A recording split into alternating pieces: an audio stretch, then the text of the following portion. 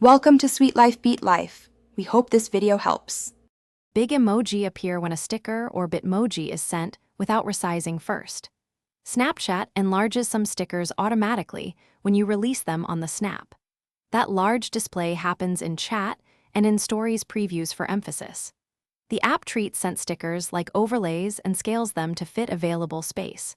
You can control size before sending by resizing and by choosing different sticker packs. Understanding why they enlarge. Press and hold the large emoji on the snap to enter edit mode.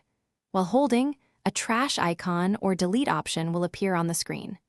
Drag the sticker to the trash or tap delete to remove it from the draft or chat. If the snap is already sent, tap and hold the message, then choose delete message to remove it for both sides. Clearing the conversation from chat settings also removes saved large emoji from that thread history.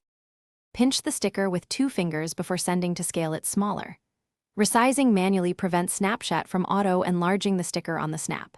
If a pack keeps creating oversized emoji, unlink Bitmoji or remove that sticker pack in your sticker menu. You can also clear Snapchat cache from settings to reset stored sticker sizes and packs. Finally, test a small snap to confirm your changes before sending to contacts or posting to stories.